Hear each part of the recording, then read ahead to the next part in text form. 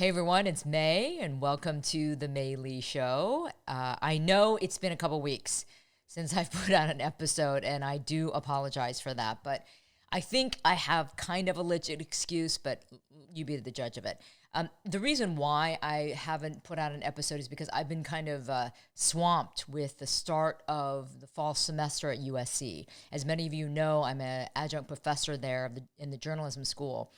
And I had a lot of added pressure this fall because I had started a brand new course that I developed called Asian American History and Journalism. And I started this class, I pitched the idea earlier this past spring, in light of everything that was going on with anti-Asian hate in this country. And of course, you know, we've all realized that part of the reason why this hate exists and this racism exists against Asians is the lack of education, the lack of knowledge, the lack of information when it comes to the AAPI community and our history. There is no information out there that's taught in schools or even just overall within society about the fact that there's a long history when it comes to Asian Americans, and that 150 plus year history includes a lot of persecution and struggle and suffering and oppression and events that nobody knows much about. So I decided to pitch this course to USC in light of all of this, in response to the fact that this information wasn't out there enough. And so thankfully USC immediately approved it and we fast-tracked this course. Now the problem with doing it the way I did it was that it was introduced so late to students to sign up for that a lot of students had already filled their schedules for the fall semester. So I was really, really nervous, to be quite honest, that nobody was going to sign up for this class, or that it was just so late that, you know, it just wouldn't fly. But initially, a couple weeks before the semester started, 3 students had signed up, and I was like, oh man, is that even enough for this course to keep going or even get going? But I decided to go ahead, and then sure enough, I have now a total of 7 students. Now I know that doesn't sound like a lot, but I have been told by colleagues at USC who are seasoned faculty members, they say, you know, May, don't worry, because a course that is new, brand new course, and that was introduced so late in the game, it's surprisingly wonderful that you actually have 7 students in this class. And in many ways, it's kind of nice because it's a more intimate class where we can actually really, really dig deep into issues and talk about things that we all care about and maybe we're too afraid to speak about in a bigger crowd, in a more mixed crowd. And so I feel like this class has created a safe space for these students. And I got to tell you, the first class was amazing. The 7 students were immediately so open and so honest about their own experiences and their ideas of being Asian American and their desire to learn more about the AAPI experience and history, and how that applies to how stories are told, how the media covers events, and how that has led to stereotypes and misrepresentation and misleading narratives, because our stories have never, in the past at least, never been controlled by us. These stories have been controlled by outsiders, you know, in the past, the white majority. So these students right off the bat, and I have a mixture of undergrad students and grad students, they were so eager to embrace everything about what this course represents, but also really engage with each other. And so I was thrilled on day one. I was absolutely thrilled. Now, we just finished week 3. So we had our 3rd class just the other day, and it was great because I decided to dedicate part of my lecture to Shang-Chi, the movie that obviously debuted recently, broke all kinds of box office records. So huge congrats to Shang-Chi and everyone who was involved with that movie. But we definitely dug deep into the storyline and the representation and the significance and the impact, mostly good. But man, these students are perceptive and they're willing to go deeper and really push the envelope on subjects and issues. And they gave even me some insight that I didn't even think about with the movie. One, I'm going to share with you. One being that, why is it that every Marvel superhero character in the movies has a love interest, and there's a romantic, interlude or some sort of very obvious romantic connection?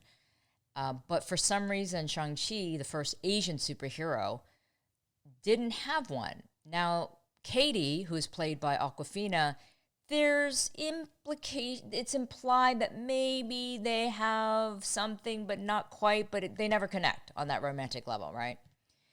So we started talking about that and started wondering, was it too much to have an Asian superhero, because that's a huge history-making, event in itself. So was it too much to then have this Asian superhero be a romantic lead as well? Fascinating. I didn't even think about that until one of my students brought it up. So we had a really interesting discussion about that. So this is how this class is going. But we have also obviously covered everything from Chinese immigration, the persecution of Chinese laborers, the Page Act, the massacre, the Chinese massacre, the massacre in Wyoming, Chinese exclusion, Wong Kim Ark. I mean, we're definitely going through the historical events throughout American history. So it's been fascinating. It's been exhausting, but in a very good way. So this episode, I actually asked permission from my students. I had asked them to do one assignment recently, which was to write a personal essay, short one, on why they wanted to take this class and what their own experiences have been with being Asian American. And their essays were fascinating because they represent a cross-section of not only Asian backgrounds, but also perspectives. So I decided to video record the 6 students and when they read their essays in class. And so I decided to put that together and make this short episode because I think it's a great thing to hear the voices of younger people and what they think is important and how they feel about their identity and what their expectations are. So here are the 6 students reading each of their personal essays. I've come to terms with the fact that I will never fit in. I'm okay with it because my truth and experiences are enriched because of the adversity I've overcome. Curly hair didn't belong in Japanese school any more than slanted eyes at an Egyptian church, till I made it. Burning my hair every day from a flat iron in the 3rd grade was only the beginning of my struggles to fulfill beauty standards, equal opportunity, and kindness. Through struggles earlier in my life, my uniqueness allowed me to stand out as a journalist who is now attending USC for my master's degree. The lessons I learned in my youth about leaning into your differences and being at peace with standing apart from the crowd allowed me to put 100% into my academics, and I hope I find myself doing the same thing in this course. This class will allow me to find my potential, pitch new stories, investigate deeper, and discover powerful voices in other Asian women. Hearing the stories of struggle and adversity sparked an interest in how I could apply my journalistic skills to help communities. I want to be here to learn the history of my people and explore why, as a community, do we feel the way that we feel. As I mentioned in class, I sadly don't know much about my Japanese heritage. Growing up half Egyptian and half Japanese, I have never felt a sense of belonging in both communities. I hope this course will not only become that community and learning space for me, but an environment where others can share their stories to enrich the experience. That said, I'm looking forward to everything this course will teach me about, but also challenge myself to make others around me on and off campus question their opinions and be open to new information and ideas surrounding APIDA issues and history. APIDA history showcases all the struggles and triumphs of the Asian Pacific Islander Desi population and what our country has done to combat these issues. As the fastest growing population in the U.S., it's quite alarming to see firsthand how unrecognized of a community we are. We are the quiet minority. We keep our heads down as our parents tell us to, and this is why we get treated poorly. A huge part of APIDA history underlies Congress passing a joint resolution in 1978 that proclaimed the first week of May as Asian Pacific American History Week, and what it truly means for our people. In 1990, this week of observance expanded to a month. As I go further into my education, I come to find out how important it is to know who I am, what my ancestors have sacrificed for me to be here, and how that applies to my children's children. I hope this class can highlight that history as I learn from my peers and instructor. All in all, my struggles have reinforced my desire to explore, understand, and make an impact on the world. By always seeking out the questions and wanting to hear the answers, I'm longing to create change. I'm excited to see a course like this that speaks without actually saying, we matter, our history matters, and should be taught in K-12 history courses, and as a society, we need to pay more attention to others and be aware of our mutual struggle to survive.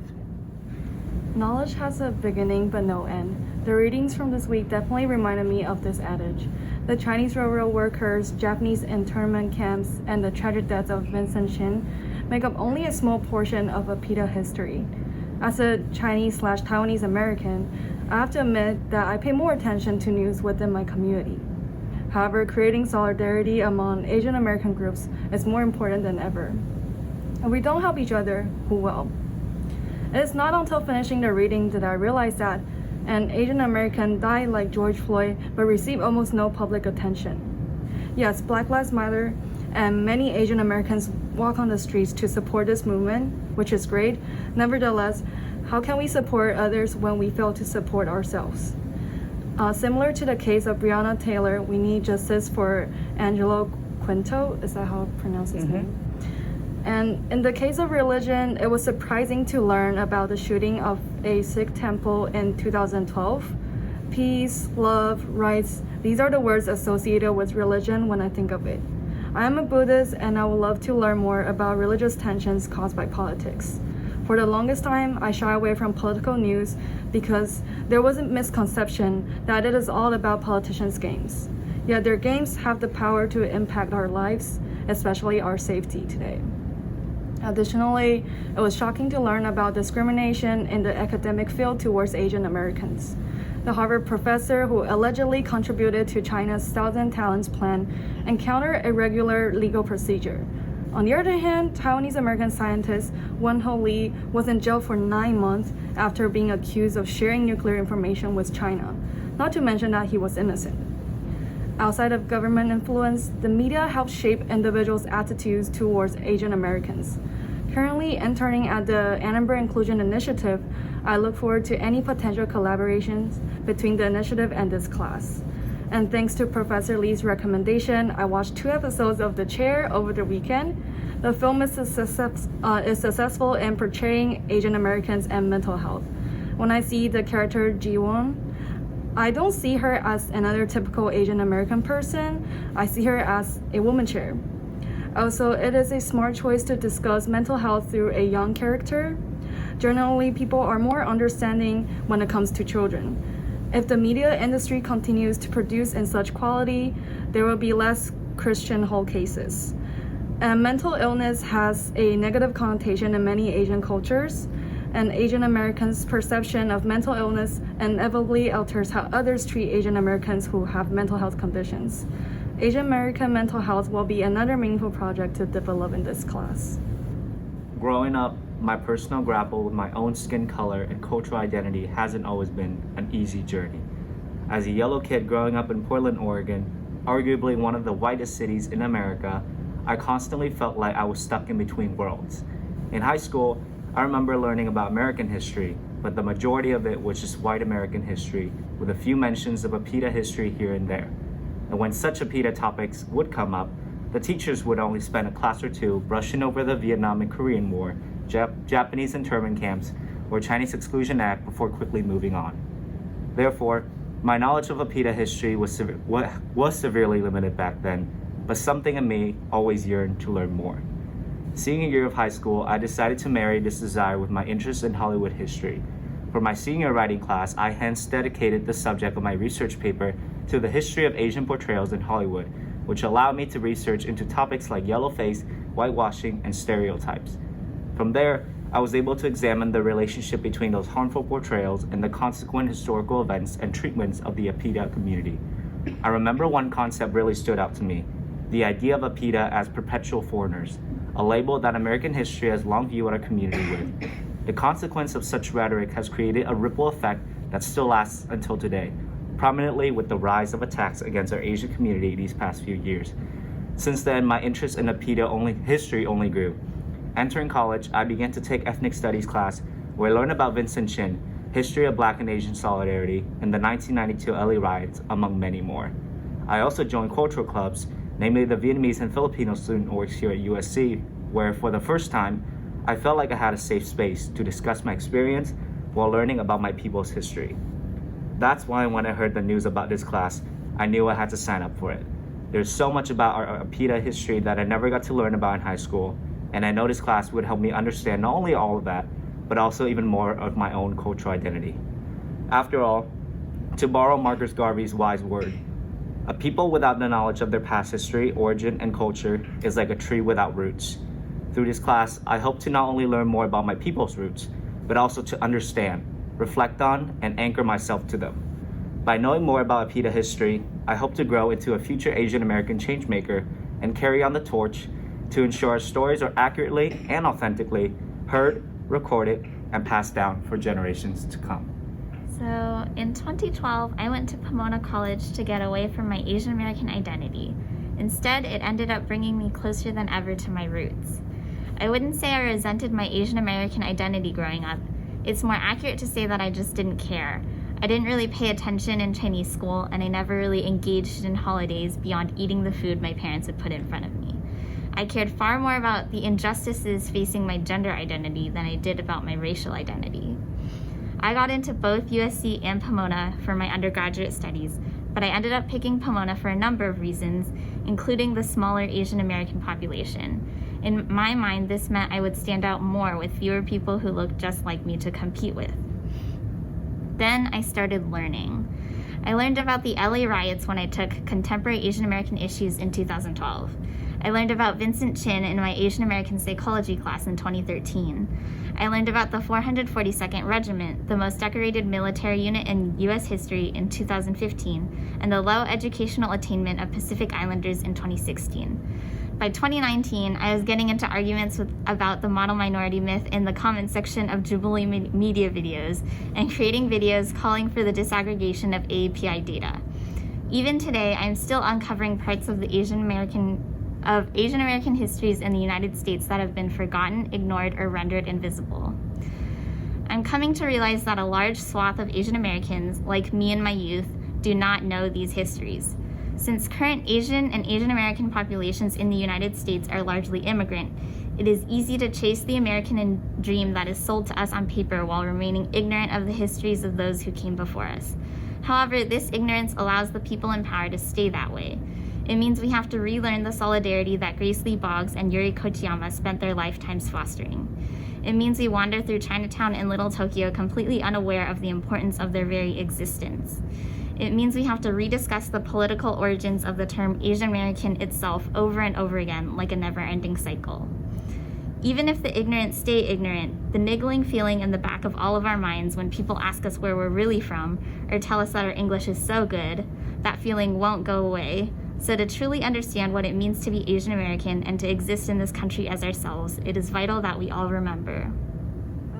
My identity as an Asian American is one that I've never been ashamed of. Growing up, I was constantly surrounded by others who looked like me, friends with silky dark hair, creamy skin, and almond-shaped eyes. I grew up eating Asian food, practicing Asian customs, and taking pride in my Asian heritage. All of this is a result of my upbringing in Honolulu, Hawaii.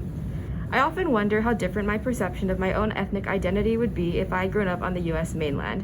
After moving to Los Angeles for college, I got my first taste of being what we call in Hawaii a mainland Asian. Someone who's Asian but is not an ethnic majority as we are in Hawaii. And I didn't put this in my essay, but just like a little more on that. It's like someone who's kind of whitewashed, a whitewashed Asian.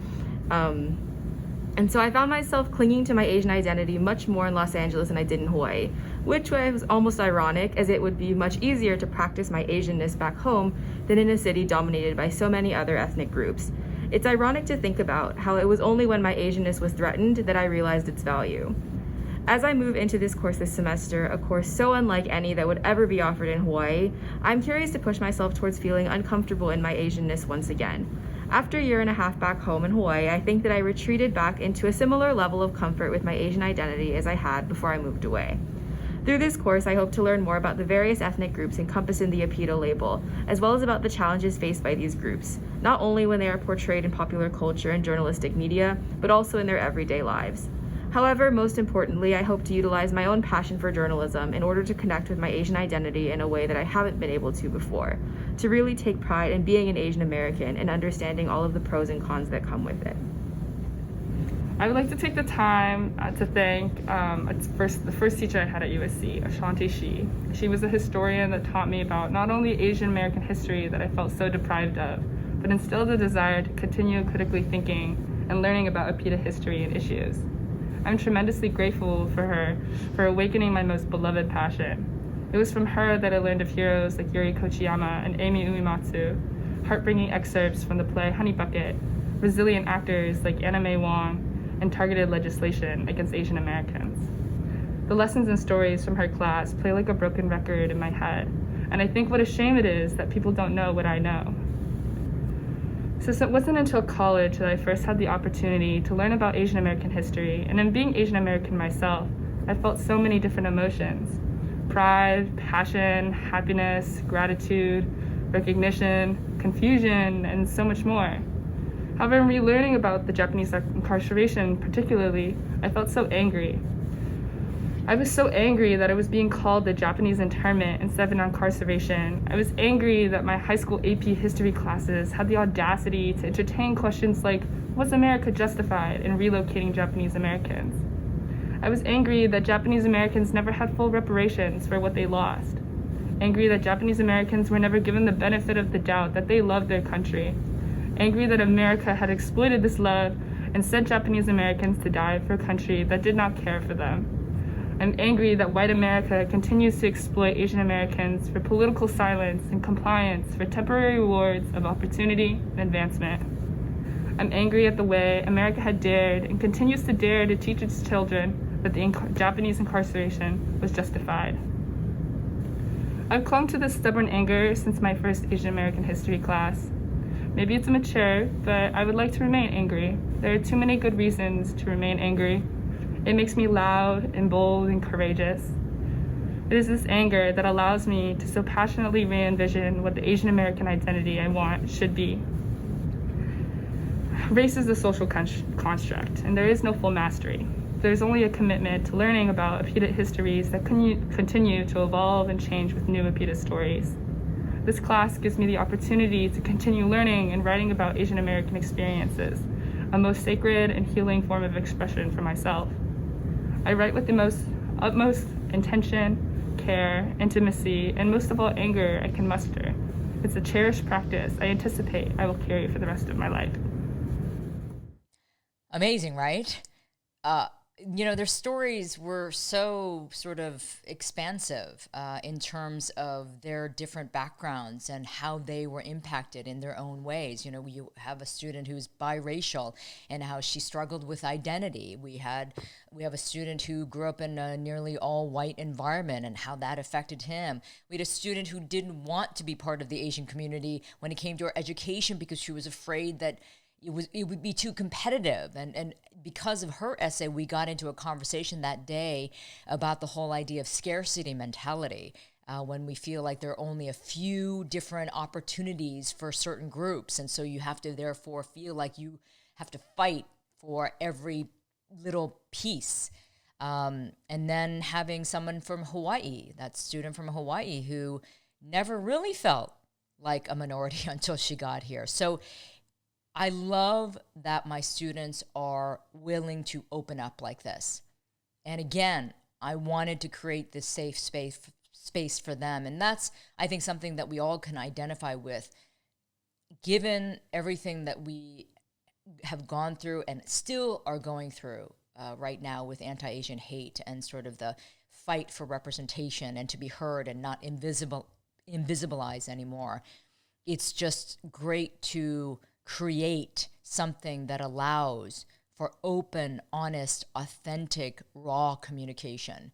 And it might be a small group, but I am damn proud of them already because they're willing to be vulnerable, but they're willing to learn because they want things to change for the better.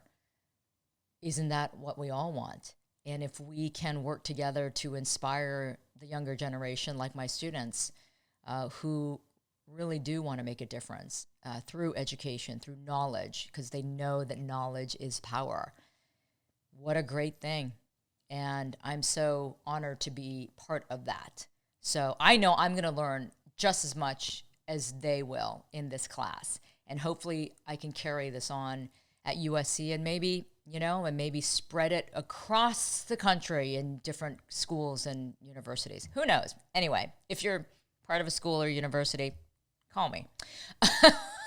Okay. Anyway, I thought you might enjoy just hearing that. So I will definitely keep you guys updated on the progress of this class and how my students are doing. And I'll probably share more videos and maybe even projects that they work on throughout the semester on the show, because I think it'll be cool for everyone to sort of see how this all sort of plays out. All right. Okay, that's it. But hopefully all of you guys are staying safe and healthy. So until next time, take care, everyone.